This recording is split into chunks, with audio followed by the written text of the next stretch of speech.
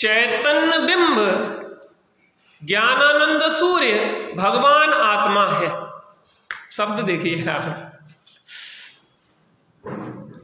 एक बार आप, मैं बोलूंगा फिर आप दोहराना उसको, कितना अच्छा है। चैतन्य बिंब ज्ञानानंद सूर्य भगवान आत्मा है। एक बार बोलना, चैतन्य बिंब ज्ञानानंद सूर्य भगवान आत्मा है।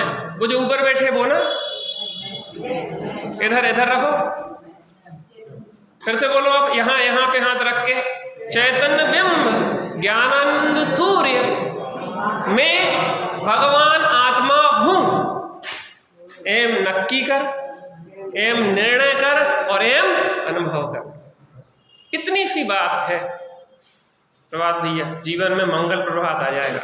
हे ज्ञान सूर्य का उदय जहां मंगल प्रभात कहलाता है, मिथ्यात्व महात्म हो विनष्ट, सम्यक्त्व कमल विकसाता है। सम्यक रूपी कमल विकसित होता है। कब होता है? जब ज्ञान सूर्य का उदय होता है। हमारा कमल मुरझाया हुआ है, क्यों? मुरझाई ज्ञान लता मेरी निज अंतर बल से खिल जावे। वो चैतन्य बिंब ज्ञानानंद सूर्य भगवान आत्मा मैं हूं। माने इतना बल हो अंदर का, स्वभाव को बार बार आए। जब दीनता हीनता परिणति में आए, तुझे हुंकार लगना चाहिए। क्या लगना चाहिए? फिर से बोलना, चैतन्य बिंब ज्ञानानंद सूर्य भगवान आत्मा मैं हूं। उसकी प्रतीति ऐसा, प्रतीति माने विश्वास, ऐसा विश्वास। कैसा विश्वास? फिर से बोलना, चैतन्य बिंब ज्ञानानंद सूर्य में भगवान आत्मा हूं, ऐसा विश्वास ही सम्यक दर्शन है। इतना सा तो काम है, इससे ज्यादा कुछ नहीं है। सम्यक दर्शन माने खेल, आनंद, मौज। उसकी प्रतीति, उसका ज्ञान ऐसा है, ज्ञान में आए कि मैं यही हूं, और रमणता रूप परिणमित आत्मा ही। समझ में आ रहा ना किस पे फोकस कर रहे? कारण परमात्मा का वजन नहीं है इस पे कार्य परमात्मा की बात है। वजन क्या है प्यारा? कार्य नियम। परिणत आत्मा ही मोक्ष का उपाय है।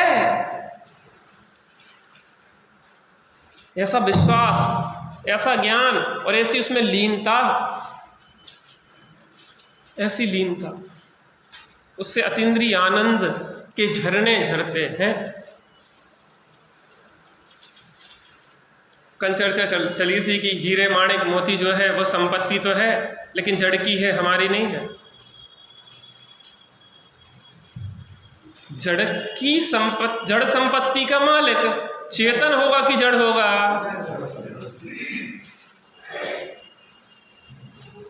आपकी काय की दुकान है भाई साहब? आपसे ही पूछ रहे हैं, काय की दुकान है? काय की?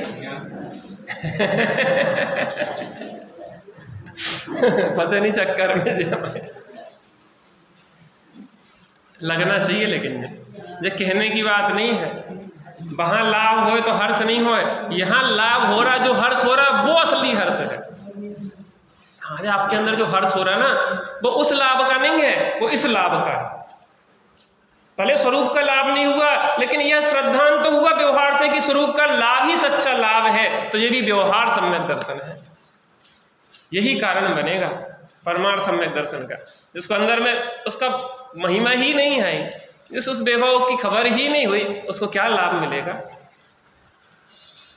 सही बताएं, चौथे काल में भी ये बात दुर्लभ थी जो आप आज हम यहाँ बैठ के सुन रहे हैं, इसका मतलब यह है कि पंचम पंचम काल तो एक तरफ रख दो, हुंडा अवसर्पणी तो एक तरफ रख दो, यहाँ तो सतत चौथा काल विदेह क्षेत्र जैसा चल रहा है।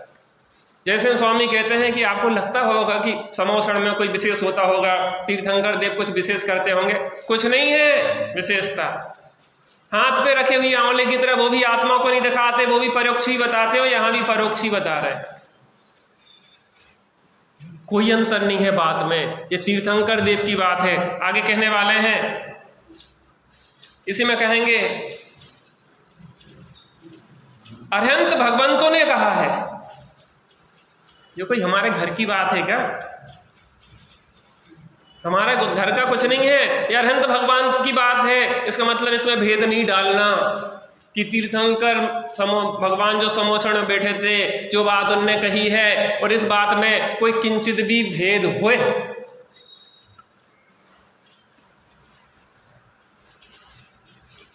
किंचित भी भेद हुए, इतना सा भी भेद नहीं है, ज्यों की त्यों आई है।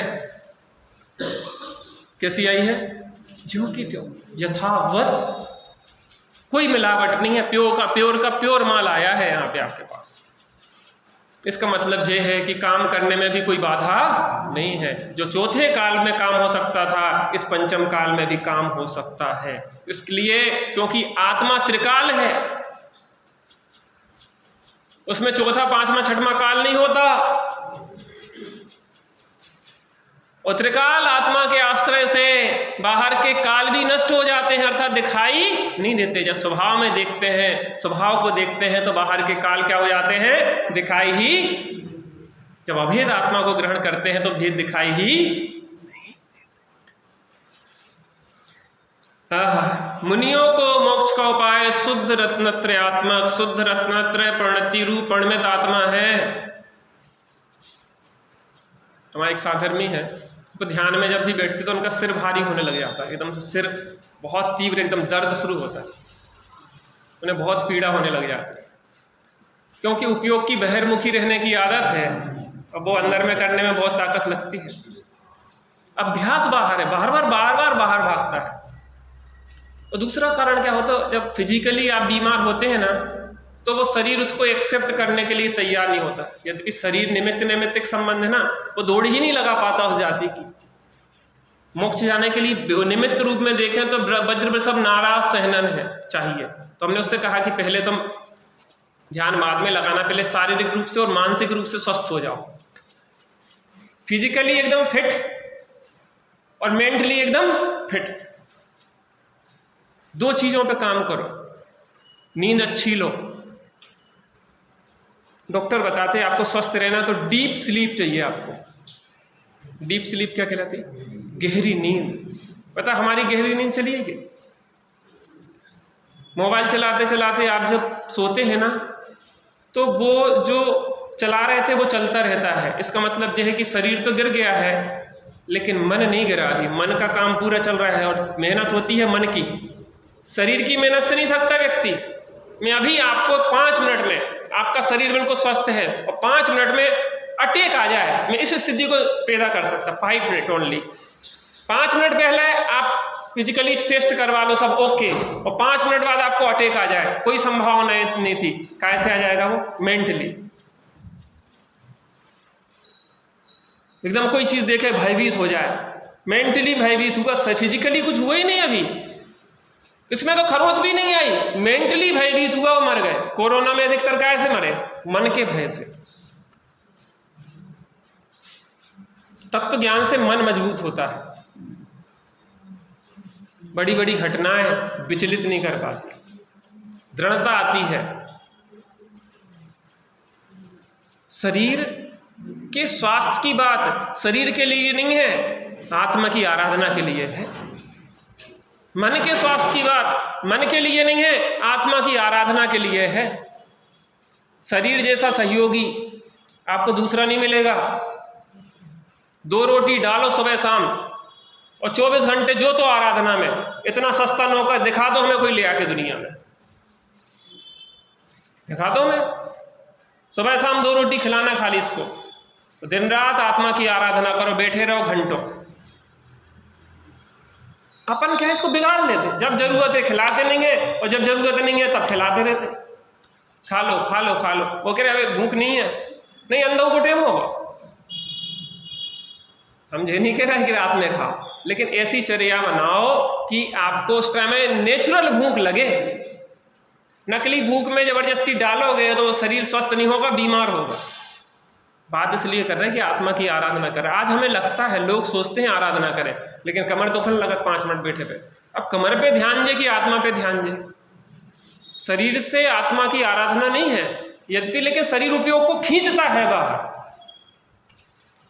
आपको कोई सल्ल लगी मंदिर में बैठे, स्वाध्याय में बैठे और घर पे कुछ चेंचे होके आ, आप लोग तो नहीं करते हो घर पे जाके आते समय, लेकिन जब आ रहे थे निकल ही रहे थे तो कोई ने काम बताया, अब ही बताने तो हमारा स्वाध्याय को टाइम बा तभी तुम्हें काम दिखा दो और ये सब बातें हो गई और आप एकदम से डिस्टर्ब होके आए। अब यहाँ बैठे रहे, उसने भी एक शब्द कह दिया था कुछ कि बड़ी धर्मात्मा बनी फिर रही है, बने फिर रहे हो, बताओ काम धर्म इतनो करत और बातें इतनी करत और तनक भी नहीं, ये कह दिया था। अब आप 1 घंटा यहाँ बैठे प्रवचन सुन रहे कि बातें चल रही हैं आपके दिमाग में, कितनी हिम्मत हो गई, कल की आई हमें समझाने लगी और आज जाके आज तो हम इतनी सारी पूरे महाभारत खड़ी हो जाएगी। चलता कि नहीं चलता? मैं प्रैक्टिकल बात कर रहा इस बात में। यहाँ कितना बोला मैंने, कितना गया,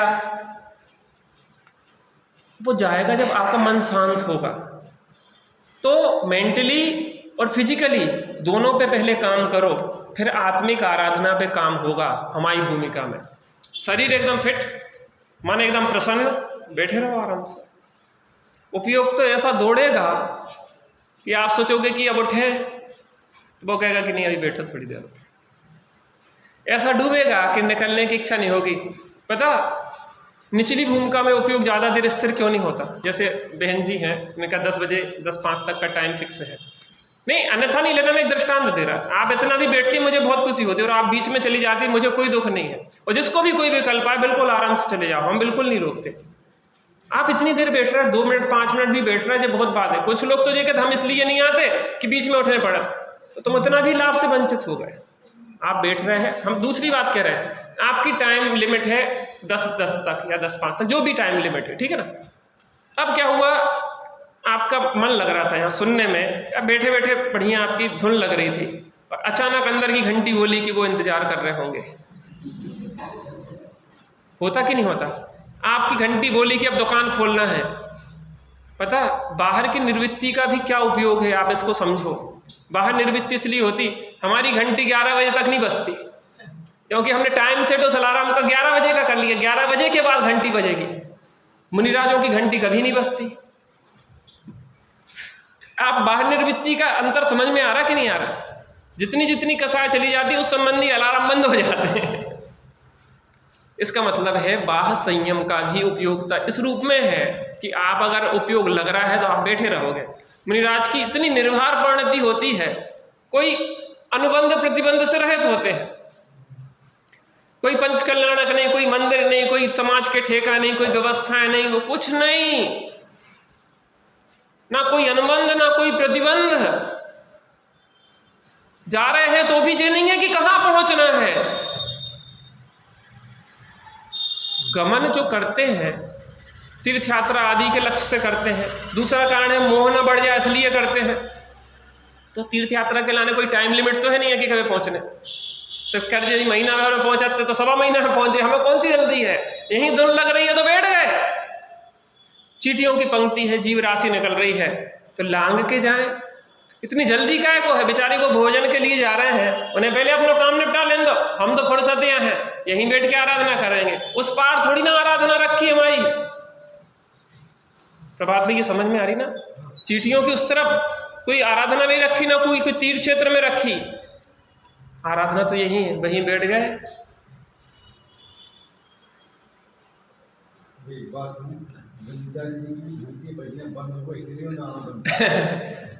अभी जितनी कसाय है उस संबंधी तो बसती है, लेकिन जितनी चली गई उस संबंधी नहीं बसती। आप ज्ञानियों से देख सकते हैं कि उन्हें ज्यादा मतलब नहीं है दुनियादारी से, अपने मस्ती के लिए जीते। और सही बताएं, आप लोग भी अब धीरे धीरे उस रूट पे आते चले जा रहे हैं। ऐसा नहीं है। कि हमारे जीवन में परिवर्तन नहीं आता। जिनमाणी का अमृत पिए और अंदर में उसका फल ना मिले, ऐसा होता है क्या कभी? ये तो ऐसा अमृत है, अमर कर देगा। 10-20 भाव, 100-200 भाव, 1000-2000 भाव भी कोई ज़्यादा नहीं है अनंत काल के सामने। इतना ध्यान रखना हमेशा, कुछ भी नहीं है। अनंत समुद्र था जो, वो अर्धपुद्गल परावर्तन भी बूंद जितना है इसमें। अनलिमिटेड संसार चल रहा था, कोई ठिकाना नहीं था। सम्यक्त हो गया तो ठिकाना तो आ गया कि मोक्ष जाऊंगा नियम से। समोसण में पूछा कि वो मुनिराज बैठे थे, उनके कितने भाव हैं? कहले जिस वृक्ष के नीचे बैठे हैं उतने भाव हैं। पहले ऐसे वृक्ष के नीचे बैठे थे जिसमें 3 ही पत्ते थे, तो खुशी होके आए। उतने में पहुंचे तो देखा इमली के पेड़ के नीचे बैठ गए। और कहावत है कि इमली के पात पात में पात, इतने ज्यादा पत्ते होते। तो वो दुखी होके आ गया। कहले क्यों दुखी हो रहा है? कहले वो वहां सुन के आए कि आप जिस पेड़ के नीचे बैठे उतने भाव है, पहले ही बैठे रहे तो 3 ही भाव में चले जाते। अरे वे नाचने लगे, अरे इतने से भाव समुद्र सीमित कियो सीमंदर भगवान।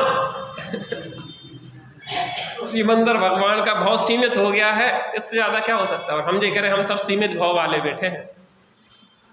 जिसने आनंद पूर्वक इस शुद्ध आत्मा की बात को सुना है, उसके भाव क्या रहेंगे? बस थोड़े से भाव में वो मोक्ष। और मोक्ष क्या? यही आनंद ले रहे हैं हम तो, यही आनंद ले रहे हैं, यही वो प्रफुल्लता है। मोक्ष में कोई स्थान में थोड़ी ना आनंद रखा, यही आनंद है। जितने जितने अंश में हम उस रत्नत्रय रूप परिणत होते चले जाएंगे, उतना उतना मोक्ष होते चला जाएगा। एक आनंद है। हम बच्चों से भी कहते हैं, लोग एक पढ़ाई में दिमाग खपाते रह रहे। इतने सर्वेक्षण आ रहे हैं आजकल, जितनी पढ़ाई बढ़ती जा रही है उतने उतने पारिवारिक संबंध बिगड़ते चले जा रहे हैं। अब बच्चे शादी नहीं करना चाहते, शादी नहीं करना चाहते, वो लिव इन में रहना चाहते हैं, कॉन्टेक्ट बेस। जब तक पटेगी तब तक रहेंगे, नहीं तो अलग, तुम अलग हम अलग। अब डाइवोर्स नहीं होता, तलाक नहीं होता, अब तो वो क्या होता? बेकअप कहते, क्या कहते? बेकअप हो गया। वो कॉन्टेक्ट था थोड़े समय का, टूट गया, बस इतना बेकअप हो गया। इसका मतलब शादी है ही नहीं, तो काय का में जे वर्ल्ड लेवल की समस्या है। आपको मैं बताऊं, वर्ल्ड लेवल पे रिसर्च है इस बात की कि आज इस विश्व में बच्चे शादी नहीं करना चाहते हैं। इतनी बड़ी उम्र हो जाती, 30, 32, 35 साल, अब शादी लायक रही नहीं कि तुम शादी करोगे तो सही सुख से जियोगे कैसे? क्योंकि तुम में क्षमता नहीं बच्ची की पारिवारिक जीवन को निभा सको, संतति को आगे बढ़ा सकते हो। शरीर की फिजिकली आप में क्षमता चली जाती है। एक समय है 18 साल लड़कियों का बताया जाता है और 21 साल लड़कों का। अब 31 साल में भी अभी फ्यूचर सेट नहीं हो पाया। तुम्हारा फ्यूचर कहूँ सेट नहीं है, तुम्हारा फ्यूचर अंधकार ही में है। मैं सही बताऊं, जिस फ्यूचर के पीछे बच्चों को मारे डाल रहा है, इंजीनियर, डॉक्टर, CA, जे, उनका फ्यूचर अंधकार में चल रहा है। तत्व ज्ञान के बिना, चाहे घर में रहें चाहे कहीं रहें, तत्व ज्ञान के बिना जीवन में शांति नहीं आएगी। और तत्व ज्ञान है तो वो नौकरी भी करें, मैं ये नहीं कह रहा। आप जहाँ भी रहोगे बहुत अच्छे ईमानदारी से आराधना करोगे, इसलिए बहुत ज़रूरत है तत्व ज्ञान की। शुद्ध रत्नत्रय रूप परिणमित हो, यही हमारा क्या है? आनंद है, यही हमारा लक्ष्य है। वह होता है रत्नत्रय स्वभाव के आधार।